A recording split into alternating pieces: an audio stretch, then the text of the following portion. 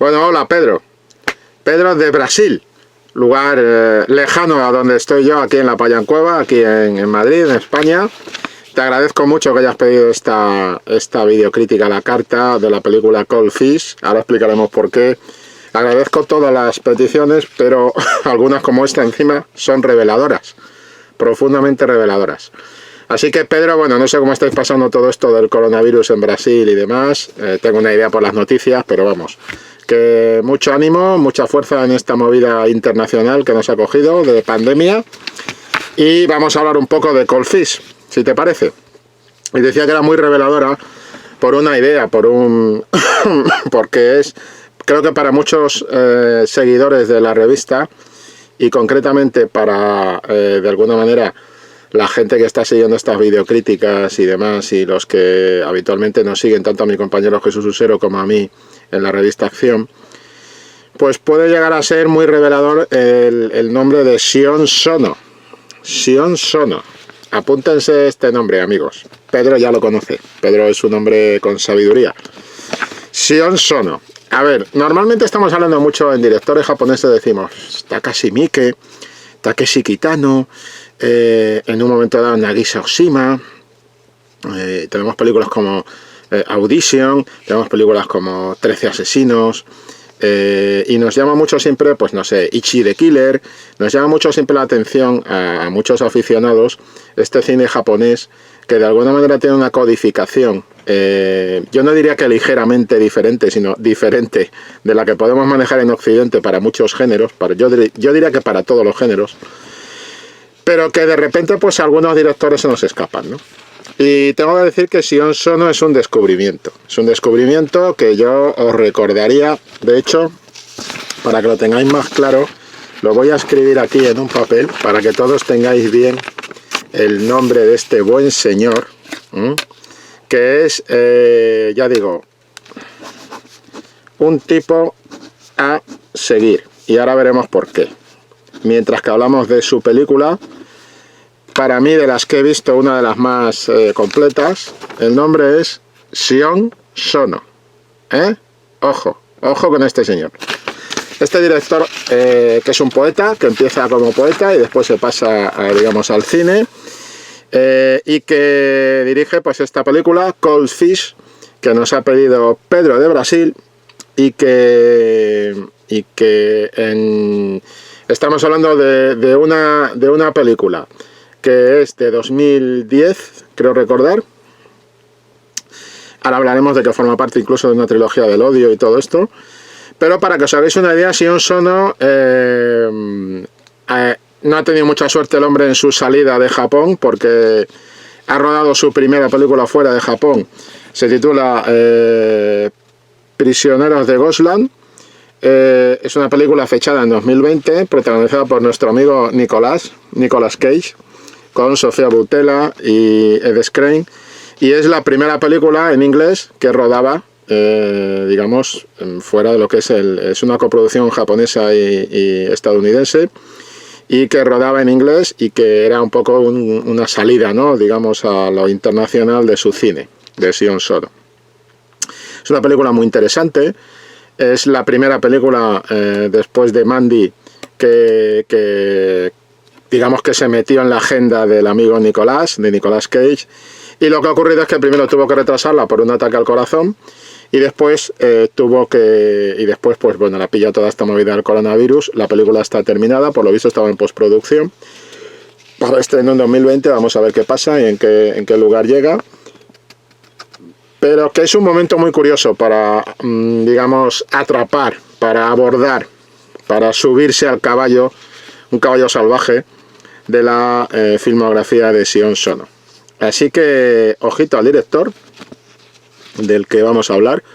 Vamos a hablar de su película, en muchos aspectos la más, digamos, quizá la más significativa. Aunque tiene otras anteriores que se han estrenado incluso en España. Por ejemplo, El Bosque Sangriento, que es de 2019, es una película bastante curiosa.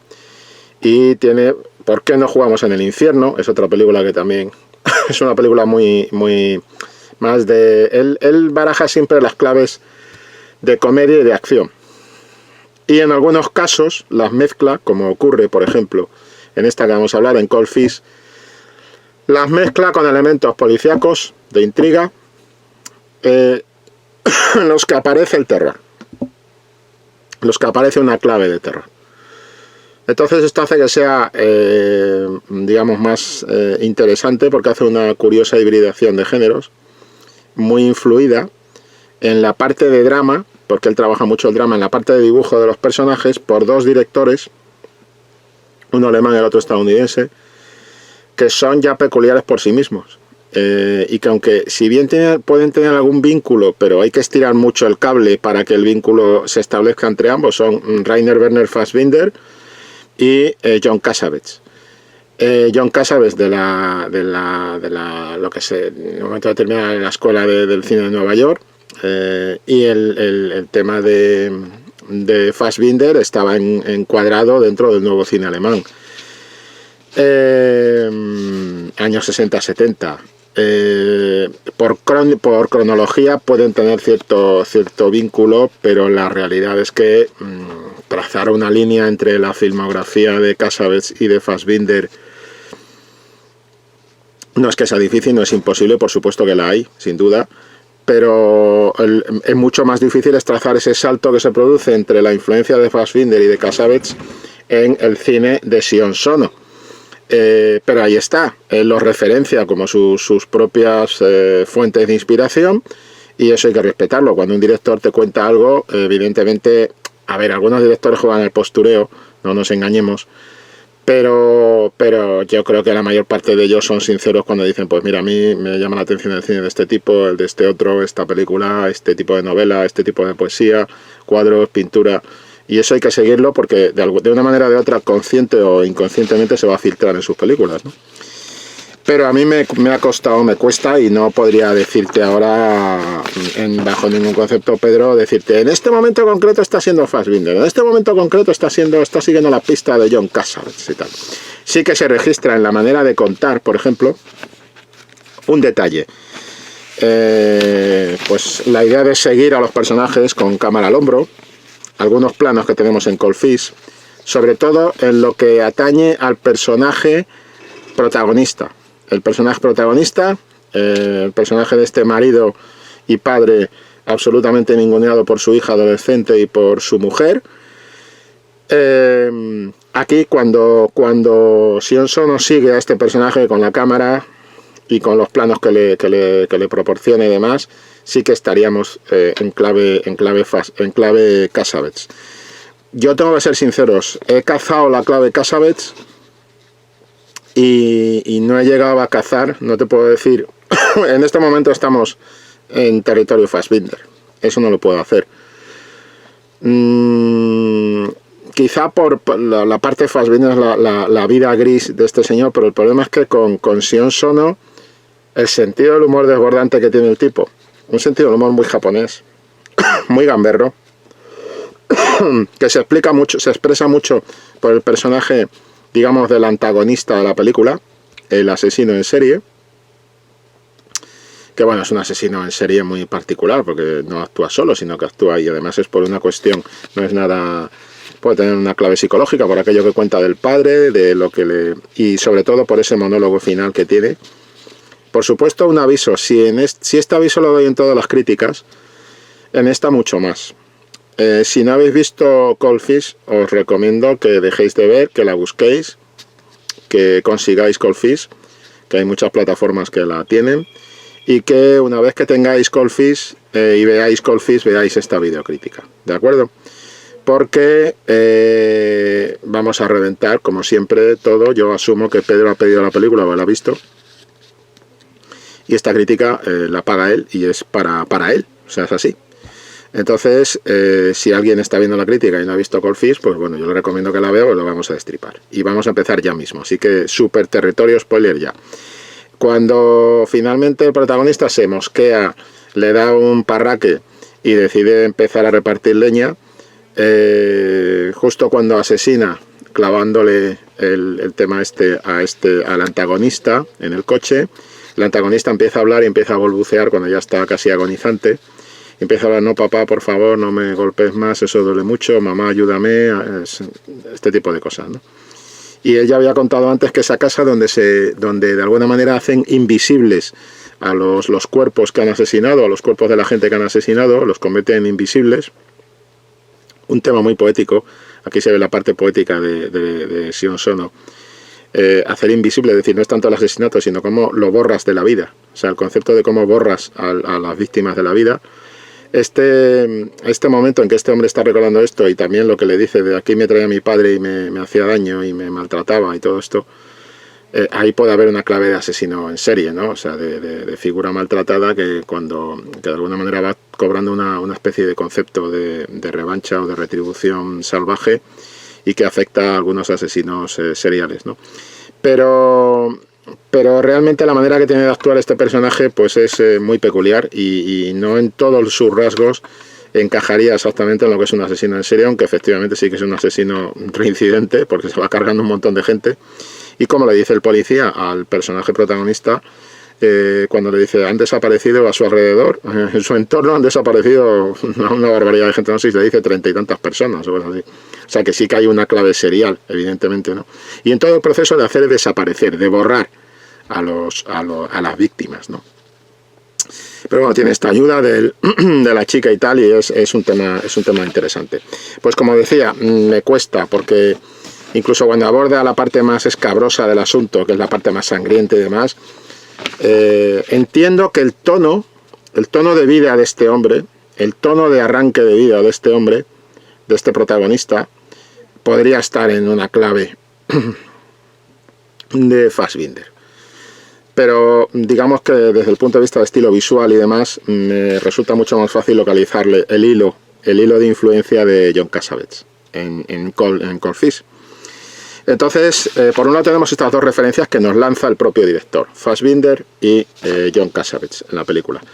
Yo además creo, a mí me ha recordado mucho la película, esta película concreta, Cold Fish, me ha recordado mucho, en muchos aspectos, en muchos momentos, una especie de variable absolutamente salvaje y muy japonesa de la serie Fargo. No de la película Fargo, de los Coen, sino de la serie Fargo. Pero también me ha recordado un cine de los Coen, o sea, una posibilidad de cine de los hermanos Coen, con esos personajes absolutamente disparatados, con esos personajes que en un momento determinado te sacan media sonrisa torcida y casi culpable por las barbaridades que están proponiendo o que están perpetrando. Y te llama un poco la atención por ese camino, ¿no? Es decir, si hubiera que buscar un referente occidental a esta propuesta, probablemente estaríamos en territorio de los hermanos Coen, valorando, eso sí, que el humor de los Coen tiraría por otro camino. Hay muchas cosas en el humor, sobre todo en lo que tiene que ver en la vinculación del humor, el humor vinculado al erotismo, o al concepto de erotismo que puedan tener en Japón. Ese humor vinculado a erotismo, que puede ser incluso mal interpretado en Occidente, sobre todo según los parámetros actuales de reparto de sexos y tal, de roles sexuales, de los repartos de roles sexuales y de las situaciones hombre-mujer y demás, puede ser mal interpretado, creo yo, pero si se interpreta mal será porque es una visión superficial. Hay que entender que esto lo va a entender a la gente que viera los dibujos de Shin-Chan, los dibujos animados de Shin-Chan. Digamos que a lo mejor hay una percepción ligeramente distinta, o quizá no tan ligeramente distinta como la que podamos tener nosotros, ¿no? Entonces, claro, cuando hablamos de los Coen, una película de los Coen no sería así, nunca, bajo ningún concepto. Pero es que una película de acción no sería como las películas de acción que nos propone en un momento determinado Takashi Miike o Takeshi Kitano. De la misma manera que la parte, digamos, de animación, pues tampoco sería como un Miyazaki, es decir, es que hay unas variables de carácter cultural, de claves culturales y de también claves históricas, en cierto modo, que hacen que el cine japonés pues tenga unas características que a lo mejor a nosotros la manera en la que abordan la violencia, la manera en la que abordan el sexo en esta película, pues puede ser, digamos, no sería exactamente como lo harían los Coen. Probablemente los Coen atenuarían la parte más sangrienta y más salvaje de la película y reforzarían mucho más la parte de humor, un humor de disparate y tal. Y no es porque los Coen no puedan ser violentos. Y no es porque los Coen no puedan ser en un momento determinado tipos muy aguerridos a la hora de mostrar la violencia. No es eso, estamos hartos de verlo en su filmografía, no. Pero no veríamos eso cuando veáis la película, cuando la hayáis visto. Y estoy seguro de que Pedro me está entendiendo. Si ha visto algo de los hermanos Coen, no veríamos secuencias como toda la parte final. Y no veríamos secuencias como todo lo que es el desmembramiento sangriento y absolutamente exagerado de lo que es despedazar. Bueno, que te has pasado viendo autopsias de CSI en un montón de capítulos y no has visto lo que es el cuerpo humano de verdad, desmembrado, despedazado y convertido en nada. Y eso es una clave, insisto, poética del director. Borrar. La obsesión del asesino en esta película es borrar, en cierto modo, porque borrando eso es como si borrara su culpa, como si de alguna manera se quitara de encima su culpa, como si no hubiera matado, como si no fuera culpable. Es como si hiciera algo completamente aséptico, que es borrar. Curiosamente no lo hace de una manera aséptica, porque se empantana de sangre hasta arriba, o sea, se empapa de sangre, él y su colaboradora. Pero a pesar de eso, digamos que ese concepto de borrar es el concepto este poético obsesivo que tiene el asesino, ¿no? Y que en cierto modo es lo que le define para mí. Entonces, digamos que tenemos esta especie de acercamiento al mundo de los Coen, sobre todo desde el punto de vista del protagonista. O sea, como el protagonista se ve metido en este laberinto absolutamente brutal, de una manera accidental, porque su hija perpetra, o sea, roba en un centro comercial, en un supermercado, y la trincan, y entonces le llaman a él y a su segunda esposa, que no es la madre de la chica. En la casa hay un conflicto, porque el padre se ha casado con esta chica más joven después de la muerte de la madre, y la chica odia a su madrastra, y le hacen la vida imposible, y hay una tensión en la casa importante, que se ve desde el principio, y que está muy bien definida. Por ejemplo, la situación de la mujer está definida por montaje, en el principio de la película, por el ritmo, por un ritmo trepidante, y cómo te define perfectamente, que es lo que tenía escrito aquí, cómo te define, digamos, de una manera muy dinámica, muy moderna, muy dinámica, cuando pone el título. Esto se basa en una historia real, los títulos que van apareciendo en pantalla, y por montaje te clava esa idea de nerviosismo, de tensión, en el que vive, una tensión latente en el que vive esta mujer, esta segunda esposa, ¿no? Cuando está preparando la comida de una manera tensa y tal, ¿no? Y va poniendo allí los platos y todo esto.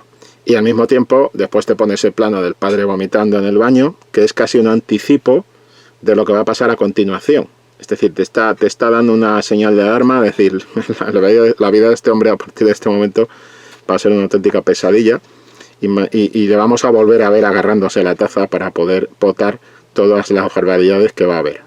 Que va a vivir a partir de ese momento, ¿no? Así que es casi una señal de alarma. Bien, pues este trabajo, que es un trabajo sobre todo de montaje muy visual, muy dinámico, muy trepidante, muy moderno, define en muy poco plano en qué situación vive esa mujer, esa segunda esposa, esa madrastra, y en qué situación vive el padre con la cría esta, ¿no? Bien, pues la cría, ya sabemos el argumento, Pedro, la detienen. Ellos aparecen allí, aparece un señor que les echa un cable. Y entonces habla con el gerente del supermercado y consigue librar a la niña. Y de paso le ofrece un trabajo a la niña para que se integre en una especie de grupo femenino adolescente que tiene, de chicas recogidas allí, un poco con la intención de como reformarlas y que puedan integrarse en el este. Y resulta que allí no hay ni integración, porque el Mendas lo que es un sinvergüenza de tomo y lomo, ¿no? A partir de ahí, pues esa presentación del antagonista es muy interesante, es muy inquietante, es muy Coen. Podría ser perfectamente una figura de los hermanos Coen. Y a mí me recordó mucho la figura de la serie, estoy hablando de la serie, no de la película, la figura de la serie Fargo, la figura del asesino en la serie Fargo. Cómo el asesino se va metiendo en el tejido social de esa comunidad, y cómo va volviendo loco al personaje protagonista, ¿no? Que ya de por sí está un poco el hombre tocado, todo hay que decirlo. Esta figura del protagonista a mí me recordaba mucho a los personajes maltratados, a los personajes pusilánimes, porque la clave es que es un pusilánime.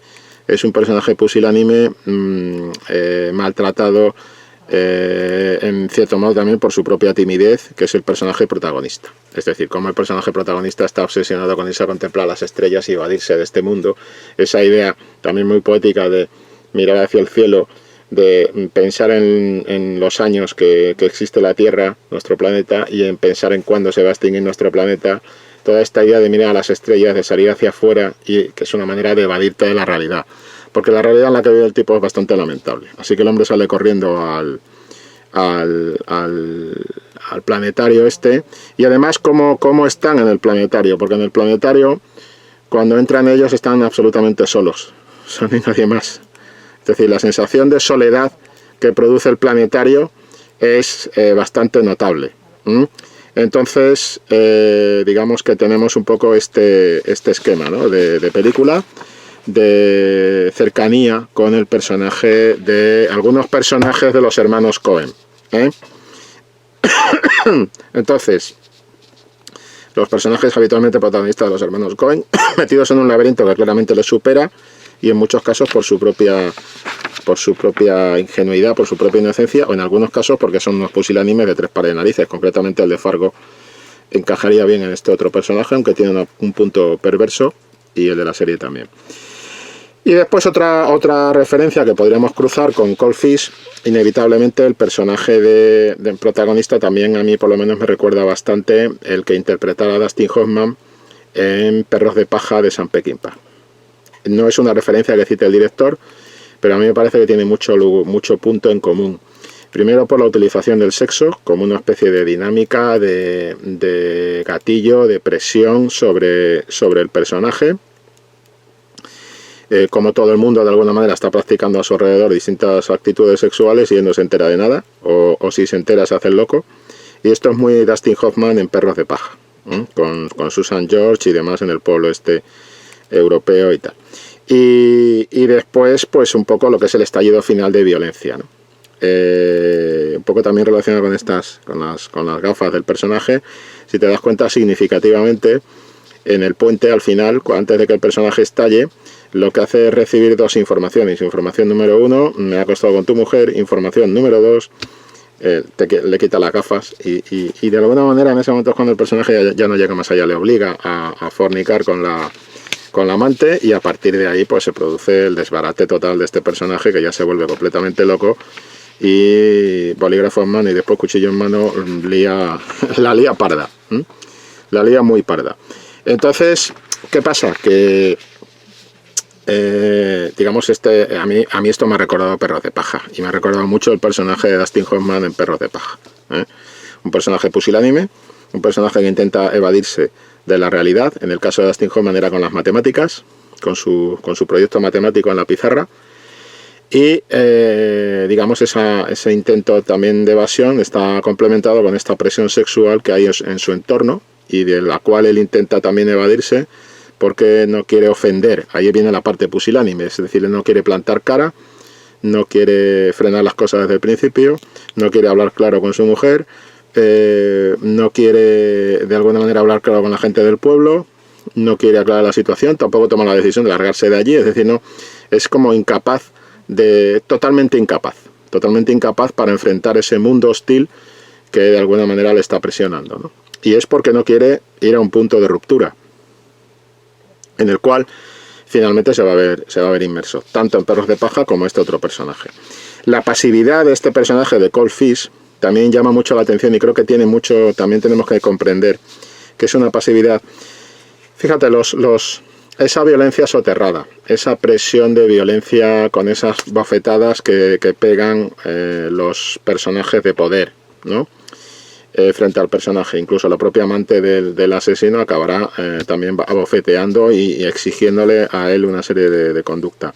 Ese concepto de no eres suficientemente hombre, eres como un niño, un pequeñajo y tal, esto es el puñetazo, todo este concepto que hay al final en el puente, pero que está soterrado, está sugerido en toda la película de lo que es un personaje poderoso, que se supone que es el asesino. Yo pienso que también lo hemos visto en otras películas. Lo hemos visto, es muy interesante cuando detienen a la niña al principio, bueno, la adolescente esta, y cuando aparecen los dos padres en el supermercado, el tema de sumisión. la idea de sumisión. Eso forma parte un poco de la cultura, cuando piden disculpas por las molestias que haya podido generar mi hija y tal.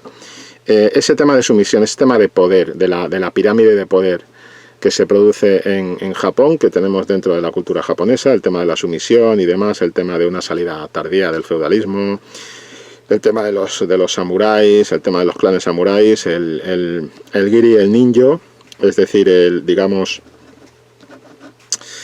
las necesidades personales del individuo enfrentadas sistemáticamente con las necesidades del clan. Todos estos conceptos que son recurrentes en el cine japonés, hay que decir que nos los encontramos también en esta película de alguna manera expresados. O sea, mostrar la sumisión, ese tipo de sumisión en Occidente sería un poco más difícil. Bastante más difícil. Es decir, sería un poco más difícil de explicar. O sea, lo que tendríamos es un super pusilánime, pero en la sociedad japonesa, los códigos de poder, los códigos de autoridad, este señor llega y les salva, de alguna manera les hace un favor en un momento concreto, y digamos que este señor el protagonista se siente unido a esta especie de figura de salvador que ha venido a ayudarle a un nivel de lo que podría tener un samurái inferior con un samurái superior dentro del clan, ¿no? Con un superior, la idea del superior. A esta persona la llaman el capitán, y de alguna manera está esa estructura, ¿no?, de sumisión que quizá no, seguro hay que intentar traducirla desde el punto de vista de costumbres japonesas, de lo que es que no son exactamente las occidentales, y que quizá no tienen esa idea del individualismo peleón que podemos tener en otras latitudes, ¿no? Entonces esto puede hacer que la película en algunos casos sea casi exasperante para un espectador occidental, por esa sumisión absoluta de este personaje que tolera una serie de cosas y que está tirado en el suelo como un niño y que está completamente arrasado por todas esas barbaridades que está viendo y demás. Y puede extrañarnos mucho, por ejemplo, que este personaje deje que este señor desconocido se haga cargo de su hija, ¿no?, dentro de lo que es esta gran pecera gigante, que esa es otra clave también poética. Hay que decir que todo esto se basa en un caso real de asesinatos, como ocurre con otras películas de este director. Y hay que hablar de que, por ejemplo, una de las cosas interesantes es que forma parte de una trilogía. Forma parte de la trilogía del odio, que no empieza con esta película.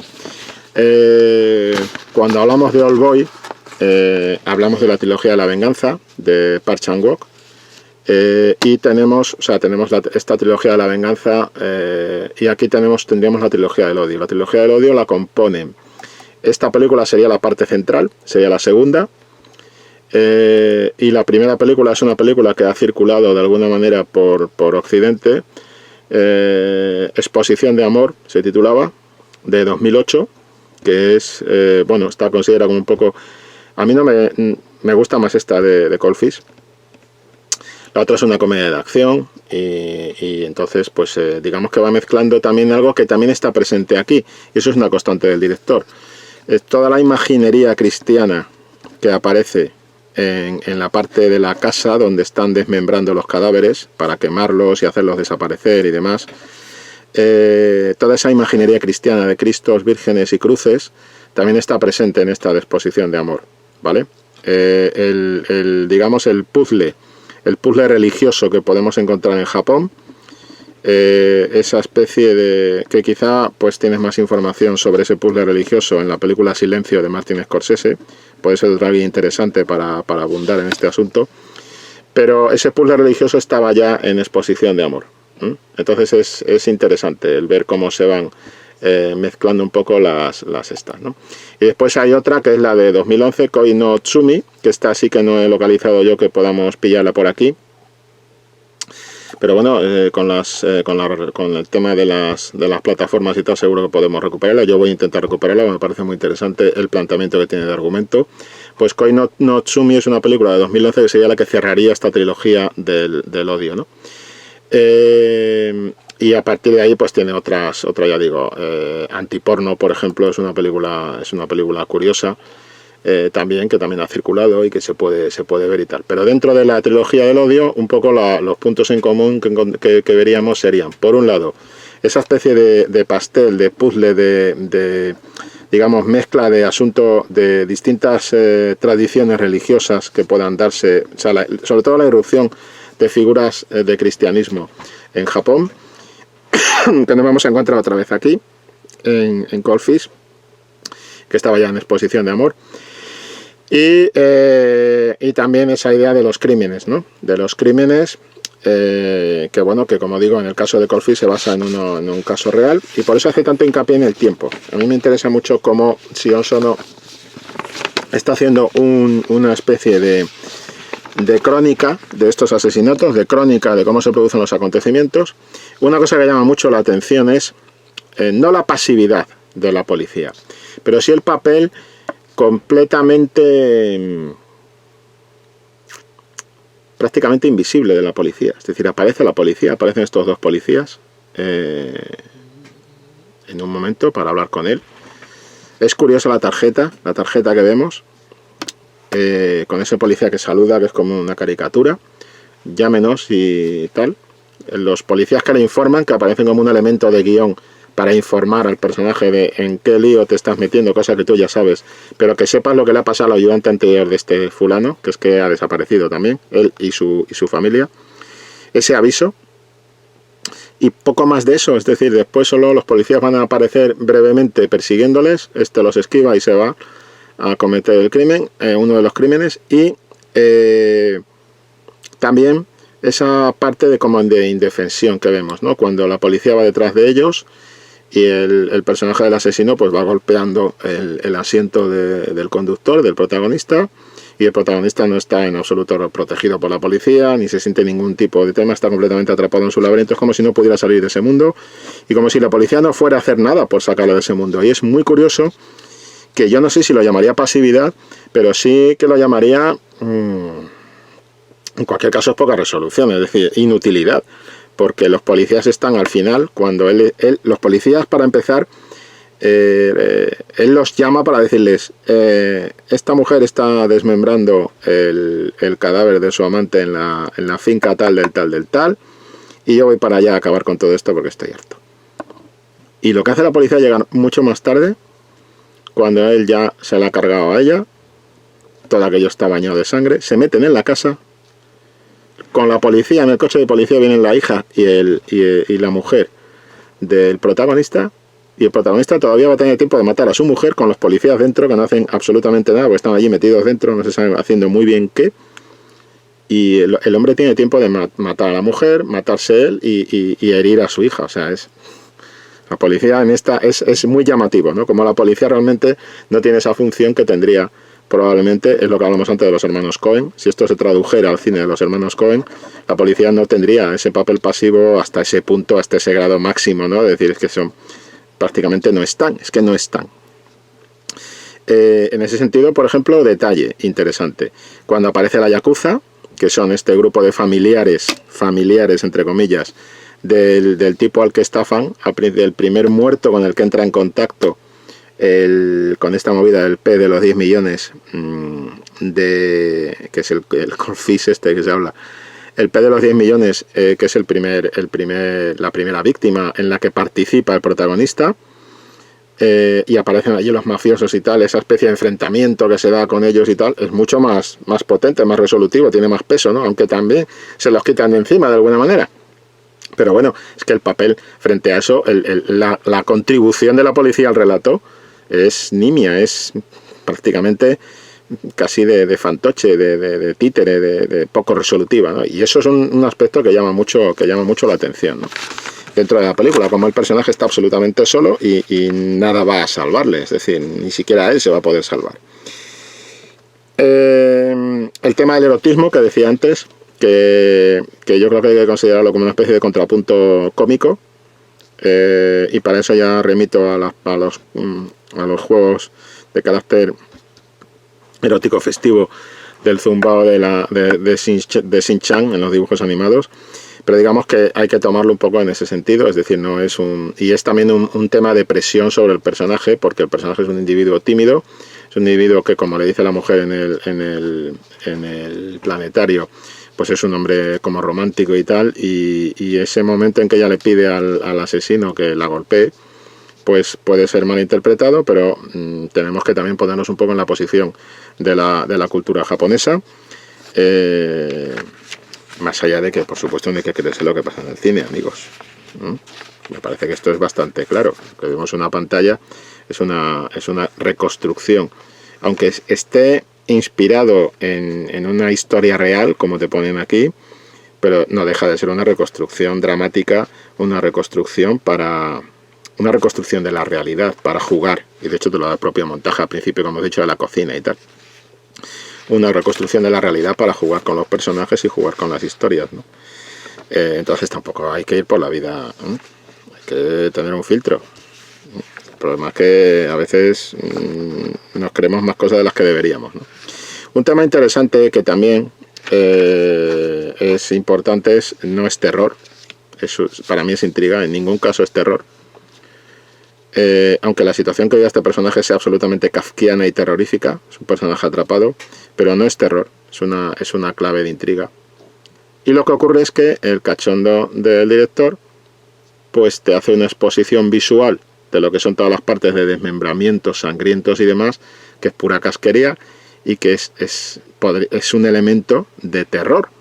Entonces alguien podría pensar, esto es una película de terror y tal, por lo visual. No es terror. No es terror, es un drama de intriga, y por mucha sangre que veamos, por muchas tripas que veamos, por mucho desmembramiento que veamos, por ejemplo, toda la relación que hay del asesino con el personaje este de abuso es inquietante, es profundamente inquietante, probablemente más pero tiene una componente también de humor siniestro, y digamos que lo que está haciendo el director es robar un elemento del terror, que sería toda esta casquería, toda esta barbarie sangrienta, con ese final, que es un final además muy curioso, porque de repente la mujer fatal, sería casi una mujer fatal del cine negro, que es la amante del asesino, le dices que te quiero tanto, y están allí rodeados de sangre y manchados de sangre, y quiere practicar sexo en medio de toda esa casquería.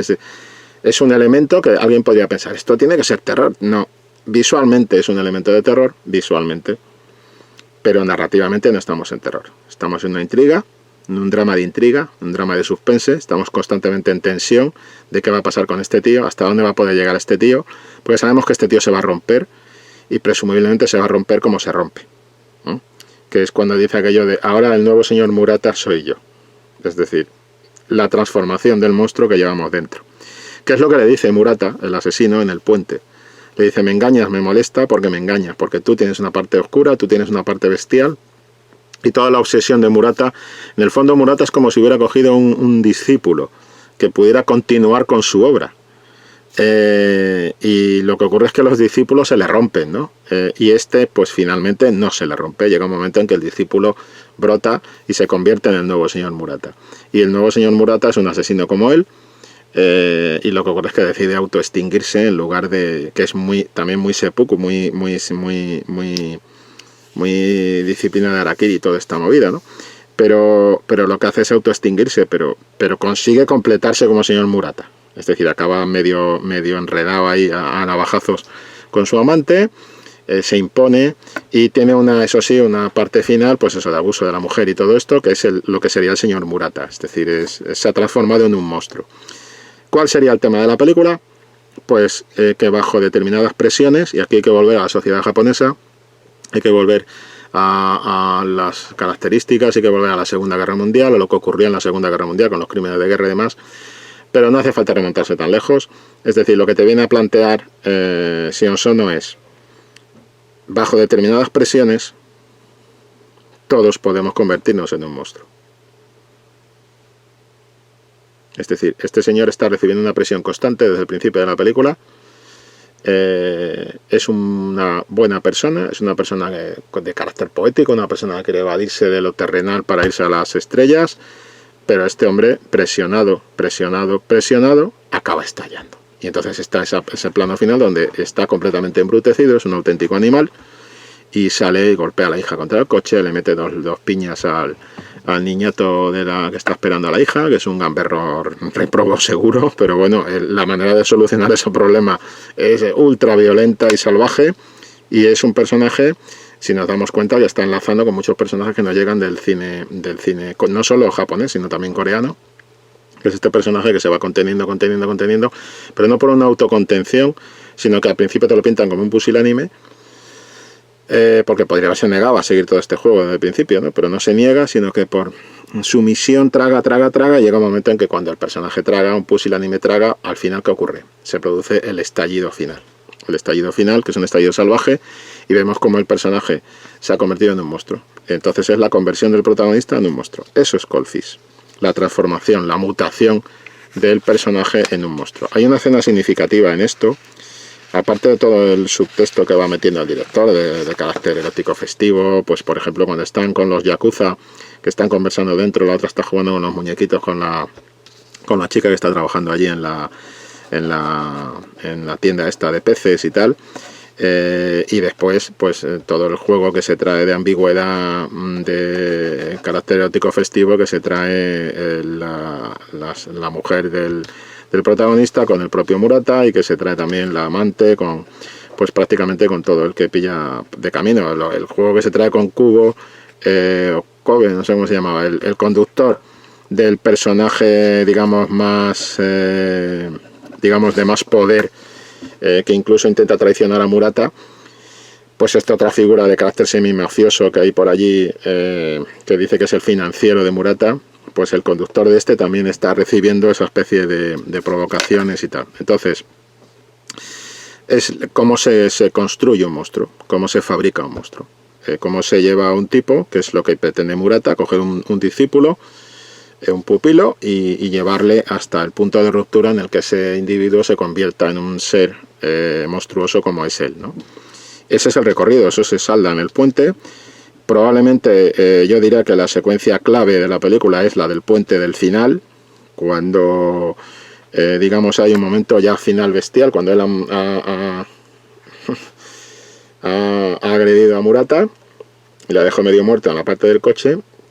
Y vemos ese plano de grúa que se va separando del coche, y está ella, que le ha clavado aquí el bolígrafo, pero ella se va tapando y se está riendo ahí como una loca y pasándoselo bomba con las barbaridades que está cometiendo el otro. Se ve cómo se está moviendo el coche, que tiene casi un carácter sexual. El propio movimiento del coche y tal, y como lo que era un acto sexual dentro del coche se ha convertido en un acto de asesinato. Todo esto también con una clave poética que es muy propia de Sion Sono, ¿no? Y bueno, yo diría que esa es la secuencia clave dentro de lo que es la conversión del protagonista en un monstruo. En algún momento he leído algo, una crítica con la que no coincido, de la película, que dice demasiado larga. Yo creo que no, y no precisamente por este tema. Necesita durar lo que dura, necesita alargarse lo que se alarga. ¿Por qué? Necesitamos esas 2 horas y un poco mucho, porque este tipo tiene que acabar convirtiéndose de ese pusilánime que conocemos al principio en el animal que vemos al final. Y eso lleva un tiempo. Y eso, la presión no tiene que ser solo sobre el personaje. Hay que decir que toda la presión que recibe el personaje es porque consigue la empatía del espectador, Sion Sono, para este personaje, y de alguna manera el espectador se siente como ese personaje. Siente presionado, hasta que se produce el punto de ruptura. Y eso requiere un ritmo. Y ahí en el ritmo, y no en lo visual, en tal, pero ahí en el ritmo, donde en lo visual sí que veo más a John Cassavetes, pero en lo que se refiere a ritmo, sí que veo a Fassbinder. Ahí es donde yo veo a Fassbinder. Ahí es donde puedo ver cierta influencia de Fassbinder en el cine de este señor. Pero bueno, en fin, yo creo que el tema está claro.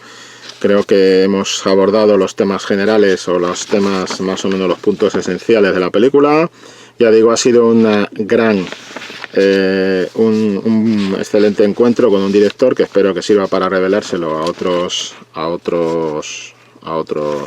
personas que puedan estar viendo esta videocrítica. Y cuando te hablaba de referencias y demás, pues fíjate, con esta conversión del protagonista en monstruo, cuando acaba la película, se queda uno pensando y diciendo, y hay un puntito de Breaking Bad. No digo que Sion Sono esté siguiendo Breaking Bad, no estoy diciendo eso, pero hay un puntito de contacto también con la serie Breaking Bad. Narrativamente, argumentalmente, hay un cierto puntito, pero bueno, si podéis, el resto, ver Cold Fish, agradecérselo a Pedro, de Brasil. un saludo desde aquí desde España, Pedro, y agradecérselo porque de verdad creo que Sion Sono es un director que os va a gustar. Os va a gustar en las propuestas, es un tío, por lo menos nos abre una ventana a algo distinto. No podemos estar viendo siempre el mismo tipo de cine, lo hemos dicho. Y en fin, si os ha gustado la videocrítica, pues le dais a like aquí abajo, os suscribís al canal. Y lo dicho, Pedro, muchas gracias por marcarnos este camino. Y yo pues voy a seguir rebuscando todas las películas en las plataformas legales que pueda de Sion Sono, porque este tío hay que seguirle mucho la pista, y cruzaremos los dedos para que se pueda estrenar cuanto antes esa primera salida al cine en inglés de Sion Sono con Nicolas Cage y Sofía Boutella. A ver si podemos verla cuanto antes, ¿de acuerdo? Porque además tiene buena pinta, porque el argumento tiene buena pinta. A ver qué ha hecho este hombre asociado con nuestro amigo Nicolás. En fin, que ha sido un placer. Hasta otra.